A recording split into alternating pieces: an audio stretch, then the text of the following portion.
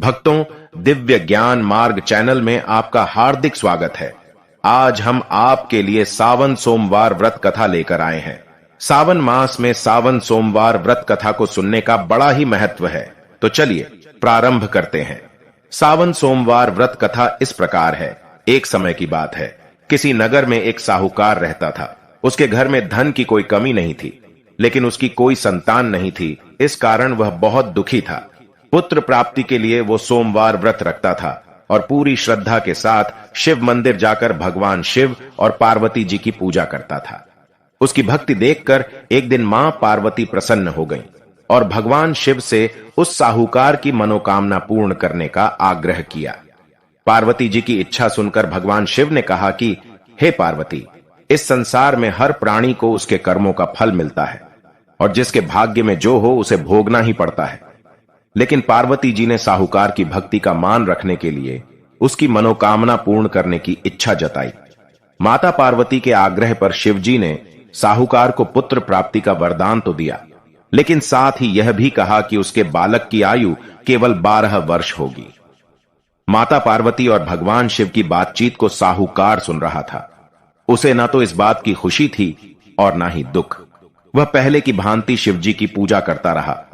कुछ समय के बाद साहूकार के घर एक पुत्र का जन्म हुआ। जब वह बालक 11 वर्ष का हुआ तो उसे पढ़ने के लिए काशी भेज दिया गया।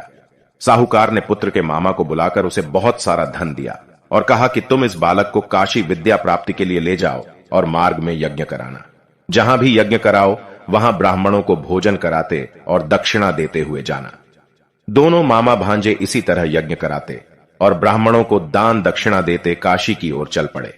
रात में एक नगर पड़ा जहां नगर के राजा की कन्या का विवाह था, लेकिन जिस राजकुमार से उसका विवाह होने वाला था वह एक आंख से काना था। राजकुमार के पिता ने अपने पुत्र के काना होने की बात को छुपाने के लिए एक चाल सोची।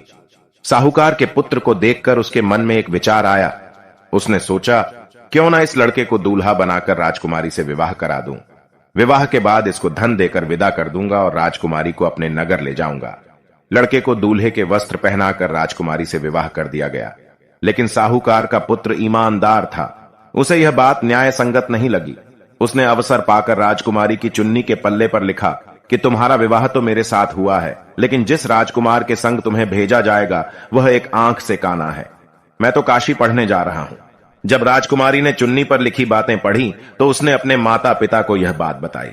राजा ने अपनी पुत्री को विदा नहीं किया, जिससे बारात वापस चली गई। दूसरी ओर साहूकार का लड़का और उसका मामा काशी पहुंचे और वहां जाकर उन्होंने यज्ञ किया। जिस दिन लड़के की आयु 12 साल की हुई उसी दिन यज्ञ रखा गया। लड़के ने अपने मामा से कहा कि मेरी तबीयत कुछ ठीक नहीं है। मामा ने कहा कि तुम अंदर जाकर सो जाओ। शिवजी के वरदानुसार कुछ ही देर में उस बालक के प्राण निकल गए। मृत भांजे को देख उसके मामा ने विलाप शुरू किया। संयोगवश उसी समय शिवजी और माता पार्वती उधर से जा रहे थे। पार्वती ने भगवान से कहा, स्वामी, मुझे इसके रोने के स्वर सहन नहीं हो रहा। आप इस व्यक्ति के कष्ट को अवश्य दूर करें। जब शिवजी मृत बालक के समीप गए तो वह बोले कि यह उसी साहूकार का पुत्र है जिसे मैंने 12 वर्ष की आयु का वरदान दिया। अब इसकी आयु पूरी हो चुकी है। लेकिन मातृभाव से विभोर माता पार्वती ने कहा कि हे महादेव, आप इस बालक को और आयु देने की कृपा करें, अन्यथा इसके वियोग में इसके माता पिता भी तड़प तड़प कर मर जाएंगे। माता पार्वती के आग्रह पर भगवान शिव ने उस लड़के को जीवित होने का वरदान दिया। शिवजी की कृपा से वह लड़का जीवित हो गया। शिक्षा समाप्त करके लड़का मामा के साथ अपने नगर की ओर चल दिया। दोनों चलते हुए उसी नगर में पहुंचे जहां उसका विवाह हुआ था। उस नगर में भी उन्होंने यज्ञ का आयोजन किया। उस लड़के के ससुर ने उसे पहचान लिया और महल में ले जाकर उसकी खातिरदारी की और अपनी पुत्री को विदा किया। इधर साहूकार और उसकी पत्नी भूखे प्यासे रहकर बेटे की प्रतीक्षा कर रहे थे। उन्होंने प्रण कर रखा था कि यदि उन्हें अपने बेटे की मृत्यु का समाचार मिला तो वह भी प्राण त्याग देंगे, परंतु अपने बेटे के जीवित होने का समाचार पाकर वह बेहद प्रसन्न हुए।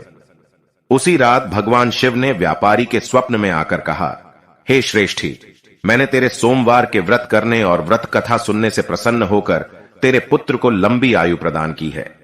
इसी प्रकार जो कोई सोमवार व्रत करता है या कथा सुनता और पढ़ता है उसके सभी दुख दूर होते हैं और समस्त मनोकामनाएं पूर्ण होती हैं। तो ये सावन सोमवार व्रत कथा समाप्त होता है।